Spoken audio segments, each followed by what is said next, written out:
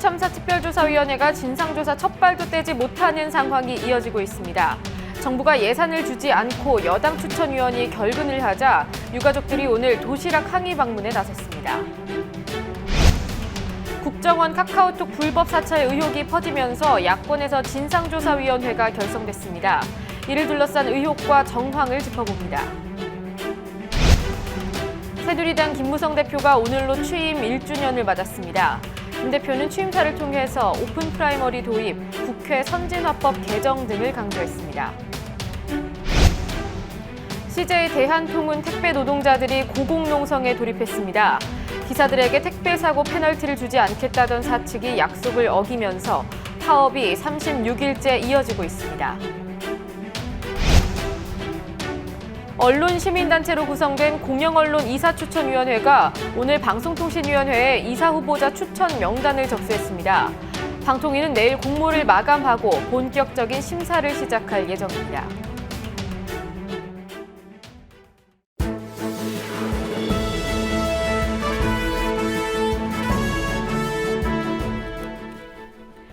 안녕하십니까. 오늘 뉴스K 시작합니다. 첫 소식입니다. 세월호 참사 유가족들이 오늘 도시락을 들고 세월호 참사 특별조사위원회를 방문했습니다. 정부가 예산 지급을 미루는 데 이어서 새누리당 추천 조사위원이 돌연 사퇴를 선언하고 또 특조위 위원장 사퇴를 요구하는 결근 투쟁에 들어갔기 때문인데요. 김종훈 기자와 좀 더 상세히 짚어보도록 하겠습니다. 김종훈 기자. 네, 김종훈입니다. 네, 오늘 세월호 참사 유가족들이 도시락을 싸들고 세월호 특조위를 방문했다고 하던데 이 소식부터 전해주시죠. 네, 오늘 오전입니다. 세월호 참사 유가족들과 4.16 연대 회원 30여 명이 서울 중구 저동에 있는 세월호 특별조사위원회를 방문했습니다. 도시락과 믹스커피, 음료수 등을 싸들고 왔는데요. 정부가 예산 지급을 미루는 데 이어 새누리당 추천 조사위원들이 돌연 사퇴를 선언하고 위원장 사임을 요구하고 나선 것에 대한 항의 표시입니다. 이와 관련해 세월호 단원고 희생자 유가족의 입장을 들어보겠습니다. 지금 속상하죠. 저희가 지금 그 특조위 하나, 그 조사권 하나 바라보고 지금 특조위만이라도 잘 되길 원하는 건데, 그래서 지금 인원도 다 뽑아놓고 다 하는 건데 준비를 여기서는 다 하려고 하는데 나라에서 저렇게 안 하려고 하니까 예산도 빵원인 거 얘기 아시죠? 네, 한편 여당 추천위원인 조대환 특조위 부위원장이 결근 투쟁을 선언하면서 이석태 위원장의 사퇴를 요구하고 있다고요? 네, 그렇습니다. 여당 추천인 조대환 부위원장이 오늘 오전 특조위 해체와 이석태 위원장의 사퇴를 주장하며 결근 투쟁을 선언했습니다. 특조위원들에게 이메일을 보내서 관련 내용을 전했는데요. 조대환 부위원장은 이메일에서 특조위가 출범한 지 6개월간 진실규명이라는 설립 취지를 내버렸다고 비판한 것으로 전해지고 있습니다. 그러면서 특조위가 정부와 유가족으로부터 독립해야 한다고 주장한 것으로 알려지고 있는데요. 조대환 부위원장은 지난달 26일부터 출근하지 않고 있습니다. 네, 특조위 해체 그리고 위원장 사퇴를 촉구했는데 그 당사자인 이석태 위원장은 입장을 밝혔습니까? 네, 이석태 세월호 특별조사위원회 위원장은 조대환 부위원장이 자신의 사퇴와 특조위 해체를 주장한 데 대해서 여당 추천위원회 일탈에 참담함을 느낀다고 밝혔습니다. 그러면서 이석태 위원장은 특조위는 의연하게 업무를 수행할 것이라고 강조하면서 조대환 부위원장의 사실을 왜곡해 여론을 호도했다며 불만을 감추지 않았습니다. 또 조대환 부위원장의 위원장이 야당과 시민단체와의 연대에만 골몰하고 있다는 주장에 대해서 무엇을 근거로 이런 말을 하는지 도저히 이해하기 어렵다고 강하게 부인했습니다. 이어서 특조위 해체 주장에 대해서는 이석태 위원장은 개인의 주장이나 희망에 대해 세월호 특조위가 해체될 수 없는 조직이라고 일축했습니다. 네, 특조위에 예산을 지급해야 한다는 주장은 야당에서도 나오고 있지 않습니까? 네, 그렇습니다. 오늘 아침 최고위원회의에서 이종걸 새정치연합 원내대표가 언급했습니다. 이종걸 원내대표는 세월호 시행령을 겨냥해 사임했던 그 유승민 새누리당 전 원내대표와 함께 국회법 개정안을 추진했는데요. 다시 한번 세월호 시행령 개정과 특조위 예산 배정을 촉구한 겁니다. 세월호 참사 규명을 위한 특별조사위원회는 정부의 방해로 아직 출범조차 못하고 있습니다. 특별법 취지에 맞게 시행령이 배정되어야 하는 물론이거니와 정부는 이유 없이 지원되고 있는 특조 예산을 하루빨리 배정하고 특조위의 실질적인 활동 기한을 보장하셔야 합니다. 네, 한편 세월호 단원고 희생자인 김초원 교사가 비정규직 교사라는 이유로 순직 신청이 결국 반려됐더군요. 네, 인사혁신처가 단원고 기간제 교사인 김초원 이재 씨의 유족 측이 제출한 순직 인정 신청에 대해 순직 신청을 결국 반려했습니다. 인사혁신처는 현행법 체계상 기간제 교사는 정규 공무원이 아니며 공무원연금이나 순직 처리는 정규 공무원에만 해당되도록 법을 규정하고 있다는 점을 강조했는데요. 이에 대해서 고 김초원 선생님의 아버지 김성욱 씨는 법과 원칙을 따지면 기간제 교사를 단임시킨 것부터 위반이라고 반박했습니다. 그렇게 법과 원칙을 따질 것 같으면은 네. 기간직은 계약직이잖아요. 6개월 단위로 1년 단위로 계약을 하는데 네. 그 이제 계약서를 보니까 주 5일 근무에 하루에 8시간으로 계약을 했어요. 네. 학교에서나 교육청에서 이제 자체가 교육을 이제 그 계약을 위반하는 거야. 사람들은 네. 그 담임을 맡으면은 하루 8시간을 근무를 못 해요. 네. 훨씬 더 근무를 더 많이 하죠. 네. 이제 자율학습도 하고 또 뭐 보정수도 하고 그러니까 뭐 맨날 10시 넘으면 끝나죠. 그게 벌써 그게 계약 위반이야. 그 사람들은. 네, 김성욱 씨는 이어서 현재 전국 초중고 현직 선생님들과 국민 서명 16만 건을 받았고 내일 이 서명을 인사혁신처에 전달할 예정이라고 덧붙였습니다. 과연 혁신처가 어떤 선택을 할지 관심을 갖고 더 지켜봐야 하는 이유 중에 하나입니다. 네, 김종훈 기자 수고하셨습니다. 박근혜 정부 들어서 국민을 어항 속의 물고기로 만들고 싶어 한다. 오늘 추미애 새정치민주연합 최고위원이 한 말입니다. 막걸리 마시며 대통령 욕하다 들키면 징역을 살아야 했던 시절도 있었죠. 박정희 정부 시절이 바로 그랬습니다. 국가정보원이 5163 부대라는 가명을 사용해서 컴퓨터, 스마트폰 해킹 프로그램을 구입했다는 의혹이 퍼지고 있는데요. 프로그램을 왜 구입했는지, 불법적인 사이버 사찰을 한 적은 있는지 관심입니다. 조아라 기자 나와 있습니다. 안녕하십니까? 네, 오늘 국회에서 국정원 해킹 프로그램 관련해서 야당에서 진상조사위원회가 꾸려졌다고요? 네, 김영록 수석 대변인의 발언을 들어보시겠습니다. 새정치민주연합은 오늘 최고위원회의에서 국정원 불법 카톡 사찰 의혹 진상조사위원회를 구성하고 진상규명에 적극 나서기로 했습니다. 따라서 국정원은 모르쇠로 일관한다고 해서 어물쩍 넘길 수 있는 상황이 아니라는 점을 명심하고 분명한 해명을 해야 할 것입니다. 문재인 새정치민주연합 대표도 의혹에 대해서 언급을 했다고요? 네, 문 대표는 국정원 대선 개입 의혹이 다시 불거질 수밖에 없다고 규탄했습니다. 들어보시겠습니다. 네, 실로 충격적이고 대막스럽게 가져옵니다. 더구나 구입 시점이 2012년 총선 대선 직전입니다. 언론 보도에 의하면 작년 6월 지방선거 전에 카톡 검열 기능과 휴대폰 해킹 기능을 요청한 사실도 있었다고 합니다. 국정원이 조직적으로 선거 개입에 활용하는 것이 아니냐라는 의심나게 됩니다. 만약 사실이라면 예, 야권에서는 선거 개입 의혹까지 제기를 하고 있는데 우선 국정원 해킹 프로그램 구입 의혹이 좀 구체적으로 뭔지 설명을 해주시죠. 네, 이탈리아 밀라노의 해킹팀이라는 소프트웨어 개발 업체가 있는데요. 이 업체는 컴퓨터나 스마트폰을 해킹해서 실시간으로 도청이나 감청을 할 수 있는 프로그램을 지금까지 개발해 왔습니다. 이 업체가 해킹을 당한 겁니다. 그러니까 해킹을 하고 있는데 중간에 또 해킹을 당한 겁니까? 네, 그렇습니다. 예. 지난 6일에 해킹팀이 해커들의 집중적인 공격을 받았는데요. 그러면 사내 자료가 대량으로 유출됐는데 그 안에 고객 명단이 있었던 겁니다. 그중에서 대한민국 육군 5163 부대라고 쓰여있는 자료가 발견됐습니다. 5163이라는 숫자는 5.16 쿠데타 때 박정희 전 대통령이 새벽 3시에 한강 철교를 넘었다는 숫자를 조합해서 만든 부대입니다. 이 때문에 5163 부대는 국정원이 대외적으로 사용하는 위장 명칭 중에 하나라고 알려져 있습니다. 뿐만 아니라 서울 서초 우체국 사서함 200이라고 적힌 영수증도 발견이 됐는데요. 이것이 국정원 민원 접수처 주소로 밝혀지면서 파장이 커지고 있습니다. 예, 거래 내역은 구체적으로 나와 있는 것 같던데 그럼 언제부터 이뤄진 겁니까? 네, 대선이 있었던 2012년 2월 6일에 첫 거래가 있었습니다. 해킹 프로그램을 구입했던 것으로 추정됩니다. 이날만 약 6억 원 가까운 비용이 들어갔습니다. 예. 이후에도 해킹팀과 5163 부대는 5차례에 걸쳐 유지 보수 등의 명목으로 거래를 했습니다. 그렇게 들어간 돈만 10억 원이 넘습니다. 보시는 자료는 이탈리아 해킹팀이 5163 부대 앞으로 발급한 제품 송장 중 하나입니다.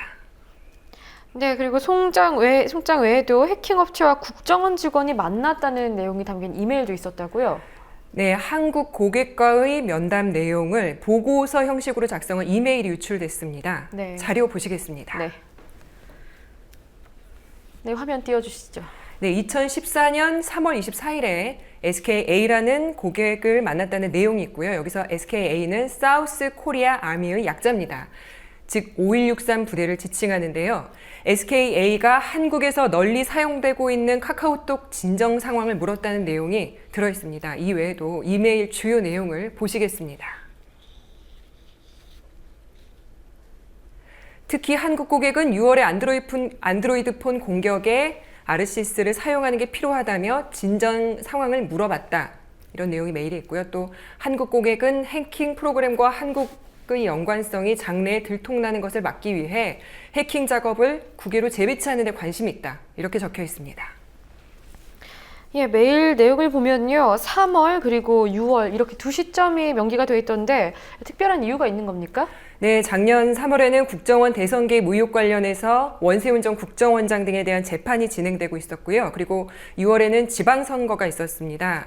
이 때문에 야당은 국정원의 선거 개입 의혹을 제기하고 있습니다.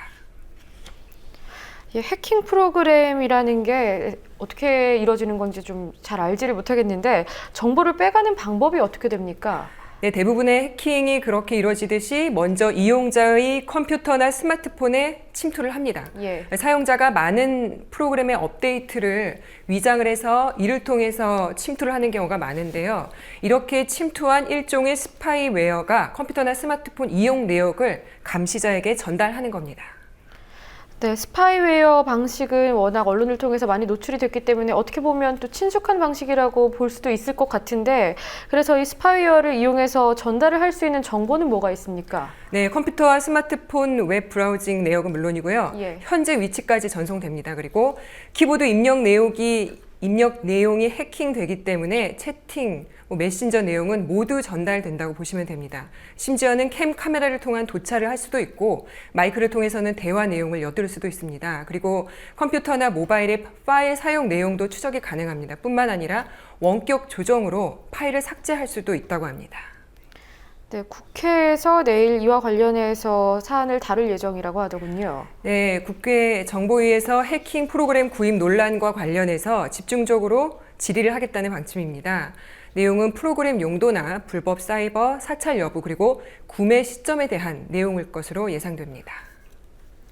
네, 진상조사위가 어쨌든 출범을 했죠. 새정치민주연합을 중심으로. 그런데 국정원을 대상으로 했기 때문에 아무래도 진상을 밝히기는 좀 어려운 부분이 있지 않을까 싶기도 합니다. 네, 근데 유출 자료가 너무 분명해서 진상을 예. 밝히는데 큰 어려움은 없을 겁니다. 문제는 시기와 선거의 연관성을 찾기가 어렵다는 건데요. 우선은 이 같은 도감청이 합법인지 위법인지가 먼저 검토될 겁니다. 박경신 교수의 말씀 들어보시겠습니다. 법률에 위반되는 걸 사용했으면, 네. 그러니까 통신비밀보호법상에 이제 지금 RCS는 통신비밀보호법상의 감청에 해당될 거거든요. 예. 그래서 감청 영장을 받고 그 상대에 대해서 했는지, 예. 그거를 국회에서 이제 확인해야죠. 감청 영장 받지 않고 그 프로그램을 누군가에 대해서 실제로 썼다면, 그거는 통비법 위반한 거고, 그거는 그 중한 형사처벌이 따라오게 돼 있거든요. 네, 국회에서 이 의혹이 해소될 수 있을지 내일 잘 지켜봐야겠습니다. 수고하셨습니다. 오늘 김무성 새누리당 대표가 취임 1주년 기자회견을 열었습니다. 오픈 프라이머리, 국회 선진화법 개정 등을 강조했다고 하는데 자세한 내용은 안은필 기자와 알아보겠습니다. 안은필 기자. 예, 안은필입니다. 네, 김 대표가 오늘 취임 1년을 맡아서 기자회견을 열었죠. 내용 전해주시죠. 예, 김무성 새누리당 대표는 오늘 오전 취임 1년을 맞아 기자회견을 열고 오픈 프라이머리, 국회 선진화법 개정, 보수 혁신 등을 강조했습니다. 김 대표는 1년 전 공천권을 행사하지 않는 대표가 되겠다고 공약했다면서 여야가 같은 날 상향식 공천제, 즉 오픈 프라이머리를 하자고 다시 한번 제안한다고 밝혔습니다. 또 여야 합의로 국회 선진화법을 개정해 의회 민주주의를 정상화시켜야 한다고도 말했습니다. 활동을 짓게 하는데 이것이 국회에서 다수결이 지켜지지 않고 소수의 반대 때문에 아무것도 하지 못하는 일은 결코 국가적으로 이루는 일이 아닙니다. 그리고 이것도 분명히 위헌성이 있습니다. 다수결의 원칙이 지켜지지 않는 것은 위헌이라고 생각을 하고 모든 방법을 다 동원해서 또 이것은 19대 국회 안에 하지만 당장 야당에서 반박 브리핑이 나왔습니다. 김영록 새정치연합 수석 대변인은 브리핑을 통해 오픈 프라이머리에 대해선 긍정적인 입장을 밝혔지만 선진화법 개정에 대해선 의회 독재를 하겠다는 발상이라고 강하게 비판했습니다. 할 수 없습니다. 거대 의석을 기반으로 의회를 새누리당 마음대로 좌지우지하겠다는 발상은 야당은 물론 국민 누구도 동의하지 않을 것입니다. 무엇보다 과거로 돌아가 여야가 또다시 몸싸움을 하는 모습을 국민들에게 보여주자는 것인지 묻지 않을 수 없습니다.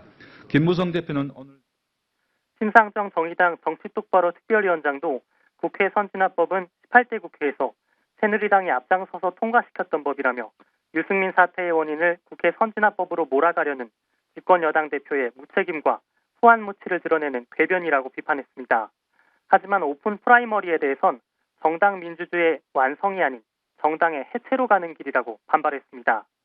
김 대표는 또 유 전 원내대표의 사퇴 과정에서 청와대에 종속된 것 아니냐는 지적에 대해 당대표는 당내 이견이 충돌할 때 큰 파열음 없이 결론을 도출해야 할 책임과 의무가 있는 사람이라며 앞으로도 그런 길을 고수하겠다고 밝혔습니다.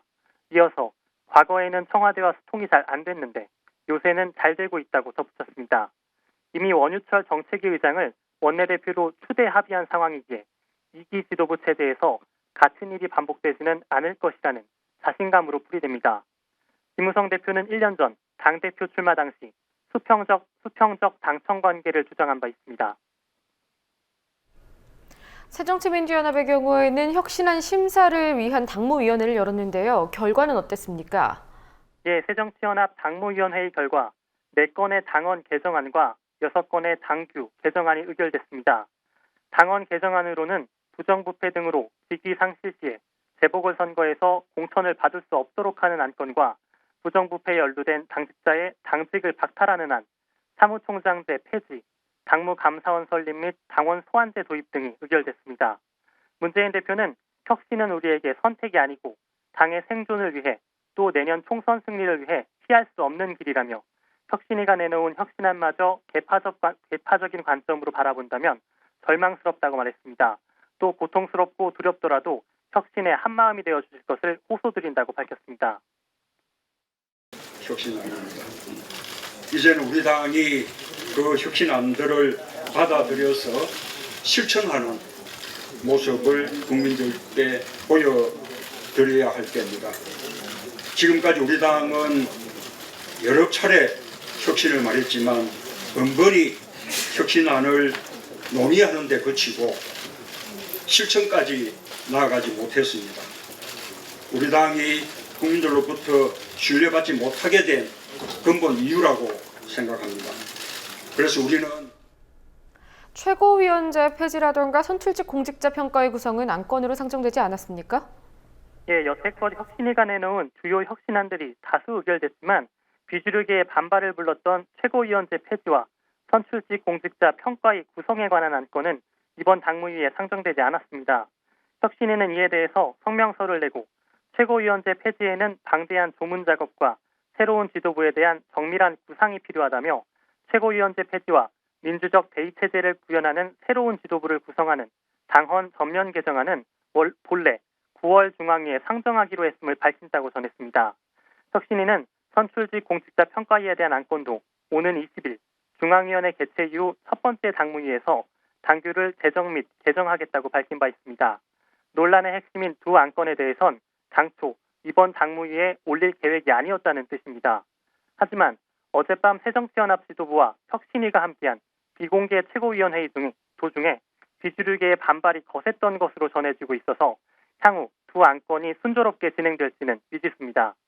한편 새정치연합 초재선 그룹 더 좋은 미래의 책임 간사를 맡고 있는 박홍근 의원은 논의가 시작되면 입장의 차이는 있을 수밖에 없다면서도 하지만 지금은 혁신안에 대해 무엇이 괜찮고 나쁘다, 무엇이 현실적이고 비현실적이다 논할 때가 아니라고 밝혔습니다. 보다는 이미 당 최고위원회가 정권을 위임한 혁신이고 당이 너무나 위기 상황이기 때문에 우리가 정말 불가피하게 만든 혁신이잖아요. 그렇기 때문에 혁신위원회가 만든 안에 대해서는 그런 하나하나 우리가 따질 문제가 아니라 그냥 전폭적으로 다 받아들인 것이 맞다 이렇게 생각을 하고 입장을 낸 겁니다. 박 의원은 또한 혁신안을 두고 격화되는 당내 갈등에 대해서 책임을 져야 할 분들이 선거 국면을 앞두고 흔들기 방식으로 접근한다며 강하게 비판했습니다. 식으로 접근을 한단 말입니다. 뭐 아시는 것처럼 저는 이번에 거론되는 분들이 전 대통령 후보 당대표를 했던 분들이나 전 어떤 광해단체장을 했던 분들이나 전 우리 당의 원내대표를 했던 분들 왜 이분들 책임이 없습니까? 정말 집권여당 때 과연 무엇을 했어요 이분들은? 당이 잘 나갔을 때 잘했으면 이런 상황이 옵니까? 먼저 자기부터 고백해야죠. 당시 내가 열린우리당 때 우리가 참여정부 때 이런 부분 부족했습니다. 석고대죄해야죠. 근데 마치 이게 당 안에 있는 사람들이 문제이기 때문에 내가 그러고 있다. 이런 식으로 피해자 코스프레를 하고 있는 느낌을 제가 많이 받아요. 저는 그런 것은 좀. 앞서 더 좋은 미래는 오늘 오전 기자회견을 열고 혁신위의 활동을 전폭적으로 지지한다고 밝힌 바 있습니다. 국민TV 뉴스 안은필입니다.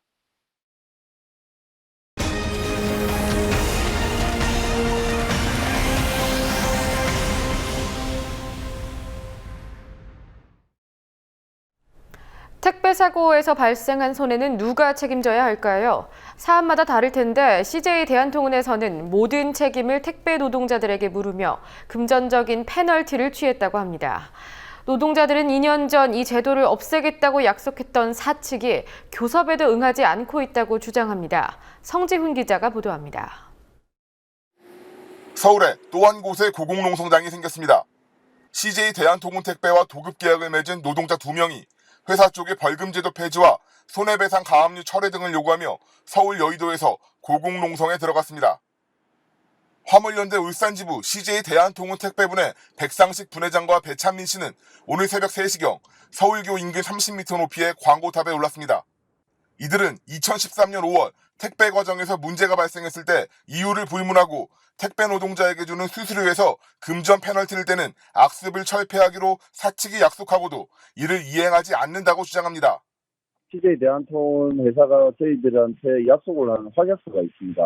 2년여가 흘렀습니다. 2013년 5월부터 2년 흘렸는데 그 외에도 구두로 약속한 것들이 많습니다. 이젠 저희들 더 이상 물러날 곳이 없습니다. 지금 사업 오늘 36일차인데 더 이상 물러날 곳이 없거든요. 사측은 이때까지 저희들하고 대화조차도 안 하고 있고.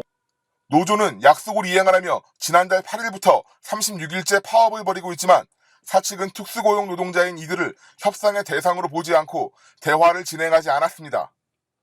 오히려 노동조합 조합원들과의 계약을 일방 해지하고 31억에 달하는 손해배상 소송을 제기했습니다.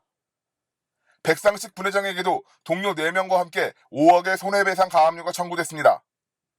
백 분회장은 사측이 택배 아르바이트에게까지 손해배상을 청구했다며 사측의 노조 탄압이 심각한 수준이라고 주장했습니다.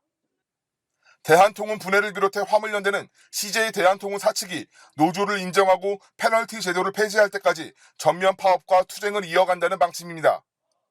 오늘 고공농성을 시작으로 울산의 모든 조합원들이 상경하겠다는 계획도 밝혔습니다. 이재현 회장은 무려 1,600억이라는 돈을 배임 횡령, 세금 포탈을 하고도 징역 3년을 받고 지금 아프다는 핑계로 병원에 있습니다. 그런데 우리 노동자들한테 30억이라는 돈을 손배 가압류를 무차별적으로 공격을 가하고 있습니다. 화물연대는 어떠한 탄압에도 어떠한 희생을 치르더라도 반드시 이 투쟁 끝까지 할 겁니다.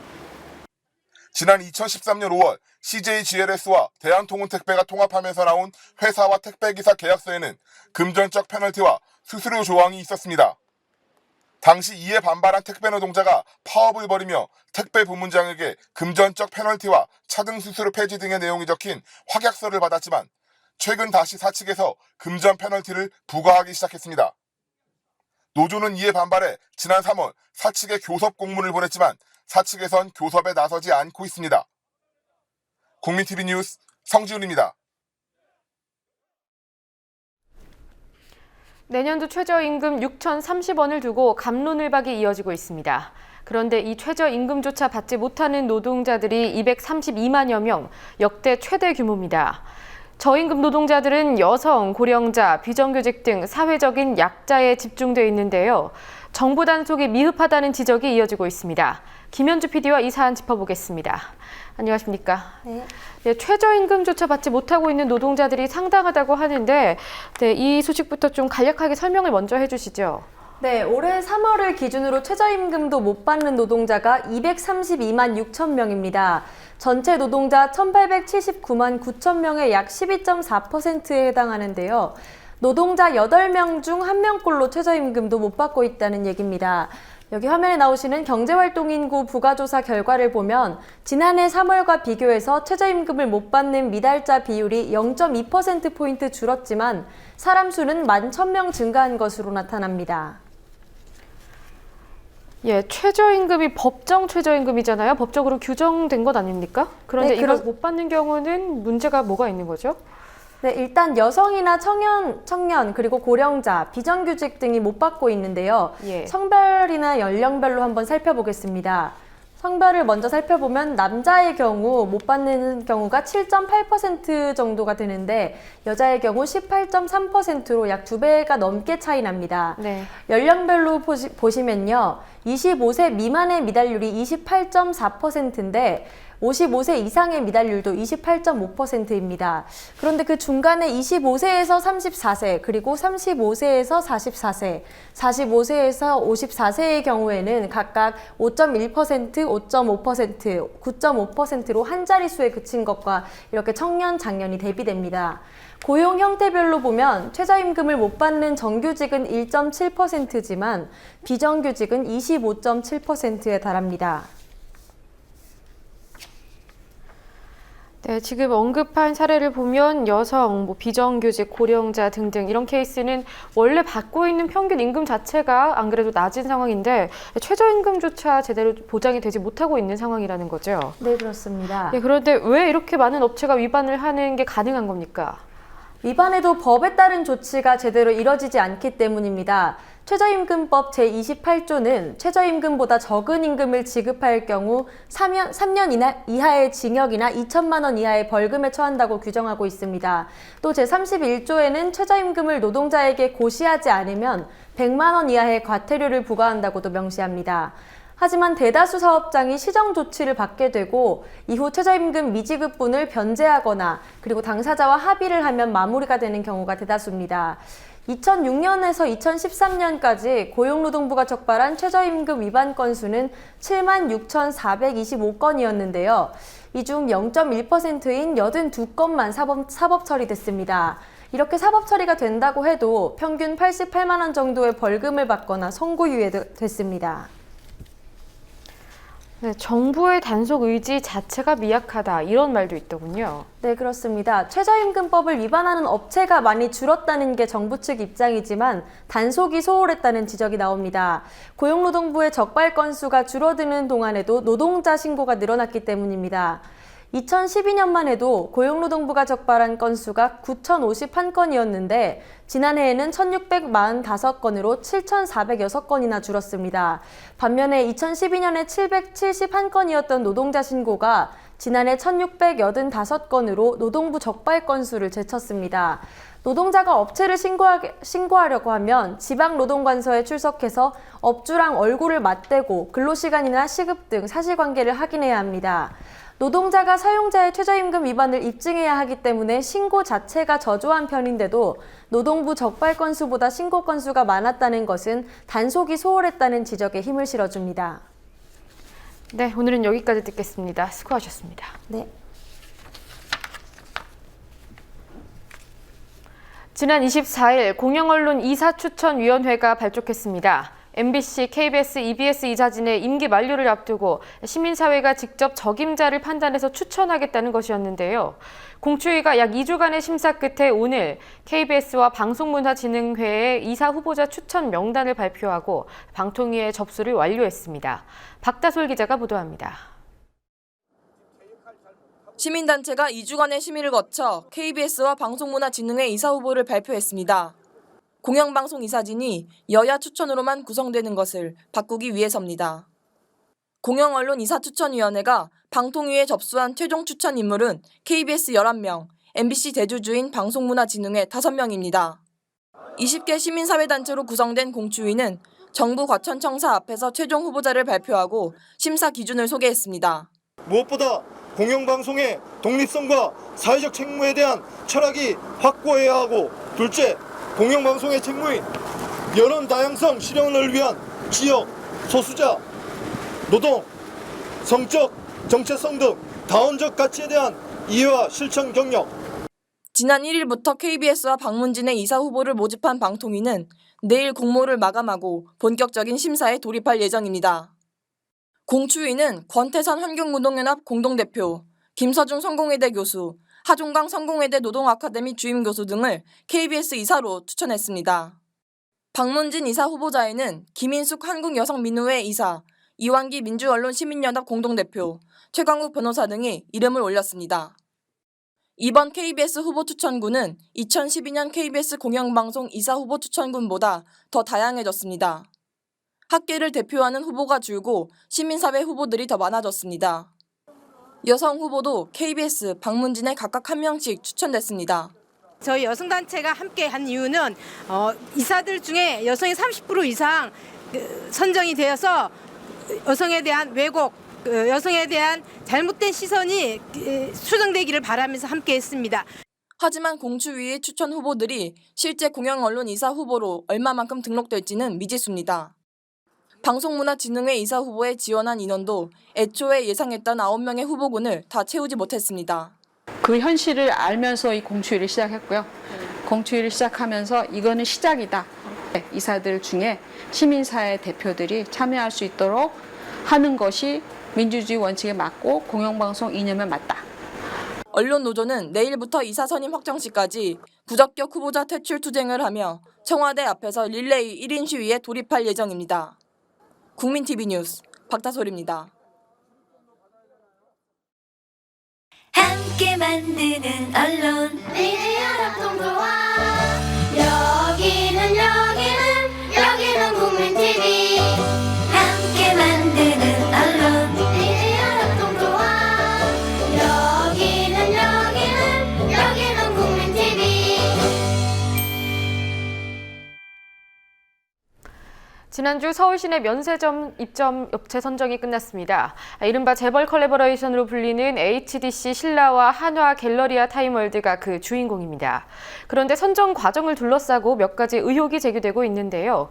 오늘 집중 분석 최요한 시사경제평론가와 이 사안 짚어보겠습니다. 안녕하십니까? 예, 안녕하십니까? 네, 면세점 선정이 드디어 끝났는데요. 그 승자 중 한 곳인 한화 갤러리아 타임월드가 불공정 거래 의혹을 받고 있더군요. 이게 그 불공정 거래라고 딱 꼬집어서 이야기하기는 좀 곤란하고요. 예. 어쨌든 의심쩍은 부분이 한두 가지가 아닙니다. 제가 이 방송을 면세점 관련돼서는 아마 지난 1월부터 계속 이야기를 했던 것 같아요. 그런데 이것이 이렇게 결정 날 거라고는 예상을 하지 못했습니다. 왜냐하면은 면세점 선정 과정에서 신규 사업자 선정과 관련된 예측 보고서가 굉장히 많이 나왔습니다. 그런데 거기서 한화 갤러리아 타임월드에 관련된 보고서는 거의 눈에 띄지 않았고요. 발표 당일 오전에 모 증권사에서 딱 한 군데에서 이렇게 나왔죠. 리포트가 나왔는데 전체 입찰 참여 기업 중에서 한화 갤러리아 타임월드가 가장 이익 모멘텀이 크다. 그러니까 그 면세점을 선정되면 가장 이익을 많이 낼 수 있다라는 것이 딱 한 군데에서 나온 거예요. 당일에요. 당일 아침에. 그런데 그날 주가가 발표 당일이죠. 6.67% 상승한 뒤에 내내 급등세를 보다가 결국 상한가에서 마무리 졌거든요. 그러니까 그때까지만 해도 제가 뭐 다른 방송에서 보면서 하나 주식이 뛴 거에 대해서 그렇게 신경 쓰지 못했는데 5시에 딱 발표 나고 나서 이거 뭔가 했어요. 왜냐하면은 금융당국이 나중에 얘기할 때 이거 주가가 이렇게 흐름이 되는 것은 이상하다라고 해서 조사에 들어갔다라고 이야기를 하는데 예. 평소 하루에 10,000주에서 30,000주 정도 거래되던 것이 하나갤러리아 타임월드였습니다. 근데 당일날 870,000주가 거래됐거든요. 87배 정도 뛴 건가요? 그렇죠. 예. 어마어마하게 뛴 거죠. 자, 그런데 지난 6월 15일부터 그 주식 거래 확대 폭이 플러스 마이너스 15%에서 플러스 마이너스 30%로 커졌지 않습니까? 이 얘기는 뭐냐면은 상한가를 쳐도 15%, 하한가를 쳐도 15% 이 안에서만 움직인다는 것이거든요. 그런데 플러스 마이너스 30%라고 하는 건 위로 30%, 아래로 30%라는 거예요. 이익이 어마어마하게 날 수 있다는 것이거든요. 그럼 이게 87,000,000주가 됐다는 것은 충분히 작전 세력이 개입해가지고 이야기 될 수 있다. 좀 더 적극적으로 해석이 된다면 이번에 면세점을 선정하는데 미리 하나 쪽으로 되어 있다라는 것을 알고 작전 세력이 붙었다고 한다면은 예. 이건 예측이죠. 결과가 그렇게 나왔으니까. 아니, 주식 거래가 그렇게 보였으니까. 만약에 그렇게 되면은 이 자체가 무효화할 수 있는 부분이거든요. 그렇기 때문에 이번에 그 금융감독위원회에서 조사에 들어갔다 하니까 철저히 살펴보고요. 하나갤러리아 타임월드를 무시해서가 아니라 실제로 의혹이 있는데 이 의혹을 해소하지 않는다면은 오히려 더 이상한 것이죠. 하나 입장에서는 더 오히려 억울할 수 있는 거 아니겠습니까? 그렇기 때문에 경쟁이 치열했는데도 세부 점수 평가하지도 않고 뭐 이런 상황이라 한다면 오히려 하나가 더 나서서 우린 결백하다 조사해라라고 이야기하는 것이 정상인 것이죠. 사실 HDC 그 신라 면세점은 다들 전문가들 예상했고 그 다음 신세계 예상했었거든요. 예. 근데 이게 바뀌었으니까 굉장히 놀랐던 것이죠. 그래서 의혹이 있는 것입니다. 예, 방금 말씀하신 대로 하나 측에서 이걸 깨끗하게 공개하겠다 이러면 오히려 면을 좀 세우는 거일 것 같기도 하고 또 사업자 선정 관련해서 낙점을 점치는 보고서가 딱 하나밖에 없었다고 하잖아요. 예. 그런데 그럼 왜 어떻게 심사가 이루어졌길래 하나가 됐는가 이 부분이 좀 궁금한데요. 어떤 기준으로? 그러니까 하나가 이걸 가지고 뭐 주식 가지고 공개할 수 있는 부분은 아니고요. 예. 이거는 그 한국거래소 측에서 누가 거래했는지 알 수가 있으니까 예. 금융위원회에서 조사한다니까 아마 그거 어떻게 될 것인지 나올 거예요. 근데 이것이 투명화돼야 되는데 그렇지 않고 대충 시쳇말로 쇼 보고 넘어가면 안 되는 부분이고요. 예. 사실은 심사가 어떻게 이루어졌는지에 대해서 이야기가 나올 때 어떻게 했냐면 예. 이번에 그 주가 관세청에서 50명의 심사위원을 예비로 뽑아놓고 6일날 15명 전적으로 그러니까 전격적으로 결정해서 2박 3일 동안 합숙을 하면서 인터넷 사용 못하게 하고 그리고 휴대전화 사용 못하게 하고 2박 3일 동안 가져놓고 있다가 나중에 입찰을 통해 가지고 결정을 했다라고 발표가 났습니다. 그럼 그 위원 구성은 어떻게 된 겁니까? 그 위원 구성이라든지 이 구체적인 위원이 누구인지에 대해서는 발표를 하지 않았습니다. 더군다나 그림 하나 더 준비했으니까 한번 그림 보시면서 이야기하시죠. 왜냐하면 이번에 심사 기준입니다. 심사 기준을 보시면요. 지속 가능성 및 재무 건전성 등 경영 능력 가장 크게 본 거죠. 이번에 면세점이라고 해요. 면세점 사업이라고 하지만 올해 8조, 내년에 10조라고 합니다. 10조로 넘어가면요. 이건 사업이 아니라 산업으로 볼 수 있거든요. 그러면 300점 주고요. 그 다음 관리 역량 250점, 관광 인프라 등 주요 환경 요소에 150점, 사회공헌도 150점, 그리고 상생협력 150점 이렇게 되어 있습니다. 이거는 관세청에서 이번에 분명한 면세점 선정의 기준으로 내온 것이거든요. 가장 큰 데가 뭐냐면 300점짜리 경영 능력이에요. 그래서 HDC 신라 면세점 가능한 것이 HDC 신라 면세점은 그동안 롯데와 함께 쌍벽을 이루면서 경험을 많이 축적을 해놨습니다. 그런데 부지가 없었어요. 땅이 없었어요. 새로 면세점을 선정할 부지가 없었는데 발상의 전환을 통해서 범현대가인 현대산업개발과 같이 손을 잡으면서 용산에 어마어마한 부지를 얻은 거죠. 경륜과 경험과 부지를 얻으면서 같이 성공했기 때문에 저 부분은 통과가 된 거고 관리 역량 역시 통과된 거고 그래서 사실 HDC 신라 면세점에 대해서는 뭐 그날도 뭐 주식이 뛰었다라고 하지만 능히 예상할 수 있던 부분이기 때문에 가능했던 건데 그 다음 무엇으로 예상할 수 있느냐 여기에서 이제 그 궁금한 거죠. 하나 갤러리아 타임월드가 과연 뭐 면세점 운영해왔기 때문에 뭐 역량도 있을 거고 여러 가지 부분들이 있겠지만은 과연 이 부분이 과연 적정한가에 대한 개별적인 점수가 나오지 않았습니다. 예. 심사위원 나오지 않았습니다. 명백하게 투명하게 공개가 되지 않았거든요. 그래서 이 부분에 대해서는 앞으로 10조까지 갈 수 있는 어마어마한, 그리고 더군다나 면세점 사업이라는 것은 국가에서 세금을 포기하는 대신 외국에 있는 관광객들 불러오는 상당히 공공적인 성격이 크거든요. 한 회사한테 그냥 준다고 되는 것이 아니니까. 그렇다면 이거는 투명하고 공공적인 성격이 있는 부분이기 때문에 다 밝혀야 된다라는 생각이 들거든요. 배점이 얼마가 됐고 누가 플러스 마이너스 얼마가 됐고 이거 얘네들 안 나오고 있어요. 어쨌든 지금 주가가 워낙 이상하게 움직였기 때문에 금융위원회에서 조사한다고 하니까 그거 끝까지 추적을 해봐야 합니다.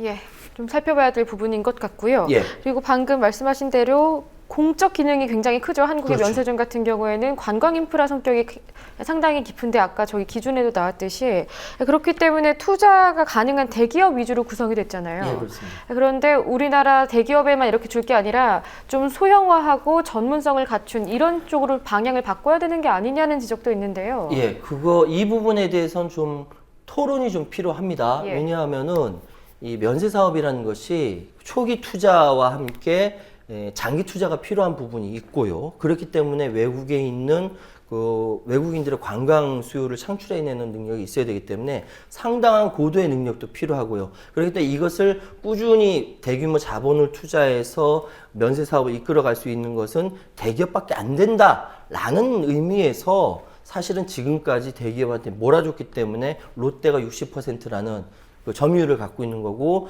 호텔신라가 31%는 점유율을 가질 수 있었던 겁니다. 그런데 이렇게 불가피하게 갈 수 있는 부분도 있지만 예. 일본 같은 경우는 전문화된 소규모 면세점을 여러 개 두었어요. 그러니까 훨씬 더 대기업이 운영하는 것보다 디테일하고 세밀하고 세심하게 할 수 있는 조그만 면세점이 여러 가지가 있다 보니까 사람들이 자기의 다양화되어 있는 취향이라는 데 맞춰서 찾아가서 할 수 있는 거죠. 이것이 장단점이 있는 겁니다. 그렇기 때문에 이 부분에 대해서는 일정 정도 독과점 비판이 있지만 대기업한테 몰아줄 수밖에 없었던 사정과 그럼에도 불구하고 일본같이 백화점식 나열식 면세점보다는 일본의 면세점처럼 전문적으로 세분화할 필요가 있다라는 이런 논의와 이거는 함께 논란이 되기 때문에 같이 논의를 통해서 결정해야 될 부분이고 한 가지 분명한 것은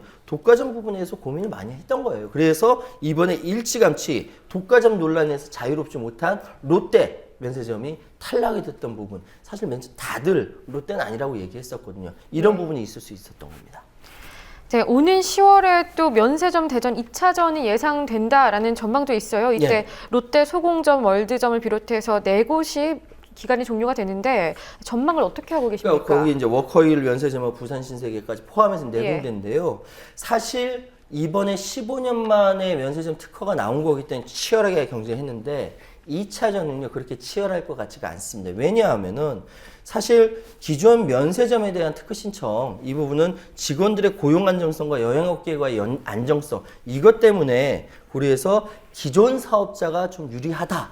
다들 이렇게 얘기하고 있기 때문에 사실 다른 사업자들이 끼어들기에는 좀 긴 빠진 얘기거든요. 예. 그리고 그런 차원에서 본다면은 기존 사업자들이 특허 갱신을 통해 특히 중소 중견기업은 동화 면세점이 그대로 갈 것 같아요.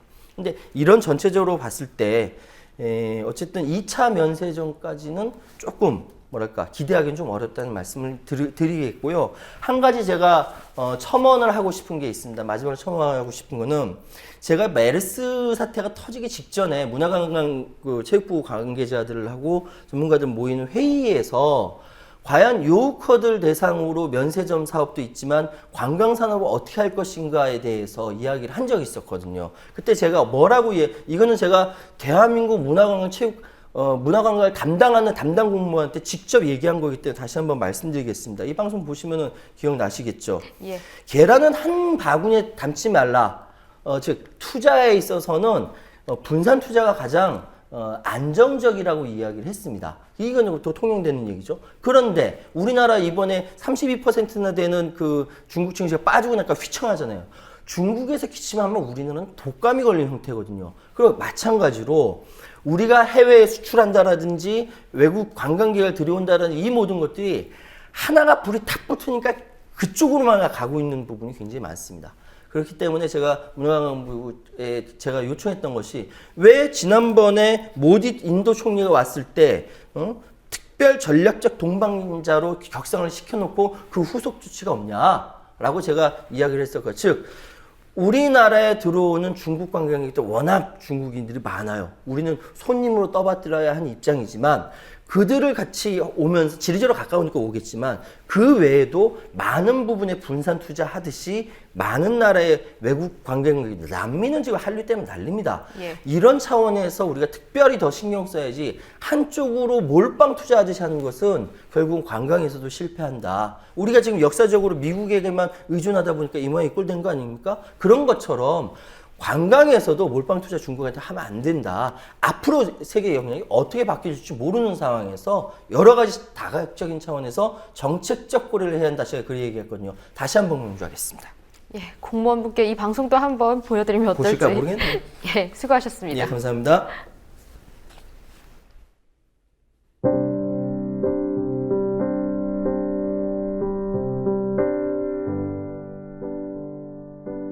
비를 기다리는 곳마다 비가 있으셨기를. 남쪽에는 비가 많다죠. 사람 사는 세상이라 같은 비에도 처지가 다 제각각입니다. 오는 비, 가는 비를 어쩌지 못하니 대처를 잘하고 살아야 합니다. 치수가 근본이지만 개인으로도 필요한 대비를 하고 살아야지요. 빚에는 창고 지붕에 비닐을 씌웠습니다. 비 개고 나면 제대로 손을 봐야 합니다. 사는 게 그런 일들이지요.